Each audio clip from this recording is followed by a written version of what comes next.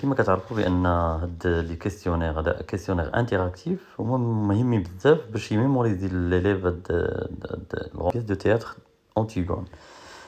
غادي نشوفوا لا بروميير كيسيون. عندنا 28 كيسيون، حنا غنداو بالاولى هي comment le prologue décrit-il l'apparence physique et l'attitude initiale d'Antigone sur scène. يعني كيفاش وصف physiquement le prologue كيفاش وصف physiquement Antigone. Donc A, une jeune fille maigre, noire et renfermée qui reste silencieuse. B, une jeune femme joyeuse qui discute avec sa sœur Ismène. C, une princesse rayonnante et fière qui défie déjà son oncle du regard. D, une reine imposante vêtue de robes somptueuses. Donc بالنسبة لأ كتقول لنا بأن وصفها كوم اون جون في، يعني واحد البنت شابة ونحيفة نوار رونفيرمي، يعني منغلقة على نفسها، كي غيست سيلونسيوز ما كتهضرش بزاف. بالنسبة لبي اون جون فام جوايوز، واحد لا فام فرحانة كي ديسكوت افيك سا سور، كتهضر مع اختها اسمان. C'est une princesse rayonnante et fière qui défie déjà son oncle du regard. يعني واحد une princesse عاجبة راسها. Dès une reine imposante vêtue de robe somptueuse. Dès واحد la reine الملكة imposante فاردة راسها ولابسة واحد la robe. Donc هنا شنو كيبان la question ولا la bonne réponse c'est A. علاش le texte ملي كنقولوا le texte ça veut dire داك l'extrait حيت هاد لو كويز كيهضر على لا سين ديكسبوزيسيون، يعني ديك البدايه لا سين الاولى كنسميوها لا سين زيرو، وكنسميوها لا سين ديكسبوزيسيون، وكنسميوها لا سين دي برولوغ. دونك ملي كنقولوا لو تكست كنقصدوا به يعني داك l'extrait اللي في لا سين ديكسبوزيسيون. دونك لو تكست la présente يعني كيبريزونتي أنتيغون comme la petite maigre صغيرة نحيفة qui ne dit rien et qui noiraude، ما كتقول والو، ونوارود يعني متشائم وكتشوف الامور بواحد الشكل ظلامي. soulignant son isolement intérieur، يعني كيأكد على انها عندها واحد لا سوليتود داخليه، ايزولمون يعني معزوله داخليا، ما عندها منغلقه على راسها. ندوزو لا دوزيام كيسيون. Quel contraste le prologue établit-il entre Antigone et Ismène concernant leur destin immédiat؟ يعني المصير ديال أنتيغون وإسمène. Donc A, Antigone s'éloigne de la vie alors qu'Ismène profite de l'instant présent. يعني أنتيغون كتبعد من ما بغاش الحياة، رافضة الحياة، ولكن إسمène بغات تبروفيتي في الحياة. و B, Ismène se prépare à régner tandis qu'Antigone cherche à s'enfuir. يعني أنتيغون كتخلى أنها تهرب. Les deux sœurs sont condamnées à mourir ensemble pour le crime de leur frère. يعني بجوجهم عندهم la sentence de la mort، يعني كلهم يتعاقبوا la mort. D, Antigone est jalouse، يعني أنتيغون مغيارة de la beauté d'Ismène، كتغير من جمال ديال إسمène. دونك هنا كيبان la bonne réponse c'est A. غنشوفوا دابا هاد يعني لا جيستيفيكاسيون ديال لا ريبونس. ملي كنقولوا toujours le texte ça veut dire l'extrait de la scène d'exposition. L'extrait de la scène du prologue يعني ملي كان كيهضر البرولوغ indique qu'Antigone sans qu'elle s'éloigne de sa sœur qui rit. يعني le prologue كيقول بان أنتيغون كتبعد من اختها اللي كتضحك.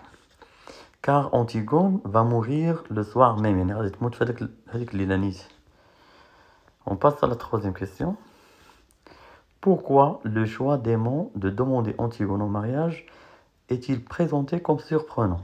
كيفاش ان هاد surprenant ça veut dire soudain، يعني مفاجئ. كيفاش ان لو شوا ديال ايمون ديال باش يتزوج بأنتيغون تبريزونطا على انه surprenant يعني مفاجئ. Ah, parce que Créon avait interdit à son fils de fréquenter les filles d'Oedipe. يعني خيون منع على ولدو ايمون باش ما يفريكونتيش هي باش ما يتلاقاش مع les deux filles d'Oedipe. يعني كنقول les deux filles ça veut dire Ismène et Antigone. B, parce que tout semblait le porter naturellement vers la beauté et la joie d'Ismène. لان naturellement غادي كيتجر لهاديك لا بوتي ديال لا جوا ديال والفرح ولا جوا ديال اسمه. سي parce qu'Aimon détestait la famille d'Oedipe. واش لان ايمون كيكره ديك لا فامي d'Oedipe اللي كيولى واحد العائله ملعونه ضاربه على اللعنه ديال اوديب. دي parce que qu'Antigone était déjà promise à un prince étranger. ولا ان انتيغون كان ديجا واعده شي برانس étranger. يعني غتكون تزوج شي واحد البرانس ما معروفش. Donc la bonne réponse c'est B.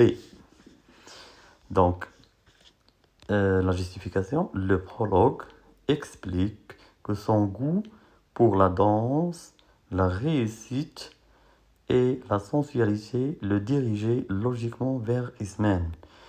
أنا البرولوج كيشرح بأن لو غو ديال يعني كيتشابهوا وياه هو إسمène وهاد الشيء كيديريجي أنه logiquement vers Ismène. Quatrième question. Quelle image le prologue donne-t-il de Créon dans l'exercice de son pouvoir? شنو هي الصورة اللي عطانا لو برولوج على كريون في l'exercice ديالو في البوفوار يعني في الحكم ديالو في البوفوار. A, celle d'un roi guerrier qui ne rêve que de conquête. واش هو واحد لو روا guerrier محارب ما كيحلمش que de conquête. شنو اللي conquête ça veut dire l'action de s'emparer d'un territoire ولا la domination. conquête هي ان مثلا كنقولوا غزو ولا احتلال ولا سيطرة. B, celle d'un homme fatigué qui assume sa tâche comme un simple ouvrier. ولا انه واحد الراجل فاتيغي تعب يعني متعب راجل متعب. qui assumer ça veut dire se charger de responsabilité. assume sa tâche يعني كيدير العمل ديالو comme un simple ouvrier واحد بحال واحد الاوفري عادي يعني عامل. c'est celle d'un leader charismatique adoré par son peuple. ولا انه ليدر هو قائد كاريزماتيك وان يعني قائد عنده واحد الكاريزما واعره وادوري يعني محبوب من لو بوبل من الشعب ديالو. ولا دي celle d'un tyran cruel qui se réjouit de la mort de ses neveux. ولا انه un tyran ça veut dire واحد شنو نقولوا طاغيه او متسلط. Un tyran désigne dans l'Antiquité grecque un individu disposant d'un pouvoir absolu, un droit de pouvoir, après s'en être emparé de façon illégitime. يعني خدا داك لو بوفوار بواحد الطريقه غير شرعيه. En général par la force كيكون خداها بصح قوه بالقوه. Donc celle d'un tyran cruel qui se réjouit يعني كيفرح باش de la mort de ses neveux. Les neveux هما كنقولوا un neveu c'est le fils de votre frère. يعني هنا بالنسبه لي هو اولا de votre frère ou de votre sœur. les neveux ديالو هما بنات اختو حيت هو الخال ديالو. donc la bonne réponse c'est B. Donc la justification, le texte compare sa reprise du travail chaque matin à celle d'un ouvrier ou au seuil de sa journée.